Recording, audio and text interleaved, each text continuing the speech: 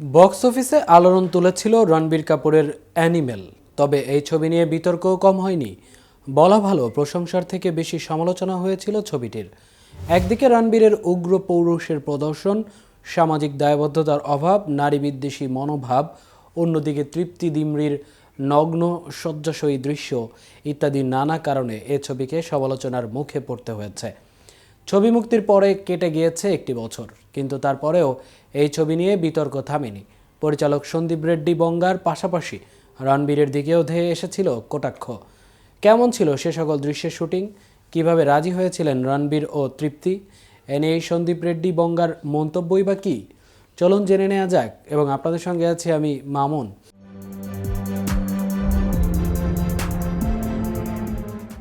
রণবীর অভিনীত চরিত্র রক্তস্রোত বইয়ে দেয়। পুলিশ প্রশাসনের বালাই নেই, সেই চরিত্র একের পর এক হত্যা লীলা চালিয়ে যায়। তারপরেও আশা করে স্ত্রী তার প্রতিটা কথা মেনে চলবে।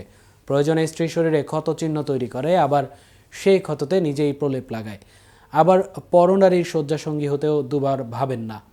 অবলীলায় বাড়ির গুরুজনের সামনেও নগ্ন হয়ে ঘুরে বেড়ায়। এহেন চরিত্রে রণবীর অভিনয় করলেন কিভাবে? বারবার প্রশ্ন উঠেছে। সন্দীপ রেড্ডি বঙ্গা সম্প্রতি এই বিষয়ে মুখ খুলেছেন। বিশেষ করে নগ্ন দৃশ্যের কথা জানতে পেরে রণবীরের প্রতিক্রিয়া কী ছিল জানিয়েছেন তিনি। সন্দীপ রেড্ডি বঙ্গা জানিয়েছেন, ছবিতে নগ্ন দৃশ্য রয়েছে জানতে পেরে সঙ্গে সঙ্গে রাজি হয়ে যান রণবীর। একটি দৃশ্যে দেখা যায় বাড়ির সামনের বাগানে নগ্ন হয়ে হেঁটে চলেছেন রণবীর। ওই দৃশ্য সম্পর্কে বঙ্গা বলেছেন, রণবীরের উরুতে ও শরীরে নিচের অংশে প্রস্থেটিক ব্যবহার করার কথা ছিল। পরীক্ষা করে যখন দেখা হয়েছিল একেবারেই সঠিক লাগছিল, কিন্তু আসল শুটিংয়ের সময় দেখতে ভালো লাগছিল না। তারপরে প্রযুক্তিগতভাবে সেই দৃশ্য নির্মাণে বদল আনতে হয়েছিল পরিচালককে। তাতেও আপত্তি জানাননি রণবীর। 10 মিনিটের সেই নগ্ন দৃশ্যে অভিনয় করতে স্বাচ্ছন্দ্যই ছিলেন তিনি। এছাড়াও তৃপ্তি ডিমরির সঙ্গেও রণবীরের একটি শয্যা দৃশ্য ছিল। ছবিতে অভিনেতার স্ত্রীর চরিত্রে অভিনয় করেছিলেন রশ্মিকা মান্দানা। এদিকে সন্দীপ রেড্ডি বঙ্গার অ্যানিমেল ছবিতে অভিনয় করার পর থেকে চর্চায় উঠে এসেছেন অভিনেত্রী তৃপ্তি ডিমরি। এর আগে বেশ কিছু ছবিতে কাজ করেছেন তিনি, কিন্তু অ্যানিমেলে অভিনয় করে আলাদা করে পরিচিতি পেয়েছেন।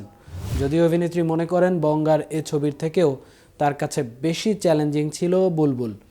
অ্যানিমেলে জোয়া চরিত্রে অভিনয় করে প্রশংসা পেয়েছেন তৃপ্তি, কিন্তু বুলবুল ছবির জন্য তাকে বেশি বেগ পেতে হয়েছিল বলে জানান তৃপ্তি। সংবাদ মাধ্যমকে দেওয়া সাক্ষাৎকারে তিনি বলেন, আসলে অ্যানিমেলের দৃশ্যগুলোর থেকেও মানুষ হিসেবে আমার কাছে বুলবুল ছবির ধর্ষণের দৃশ্যটি ফুটিয়ে তোলা কঠিন ছিল।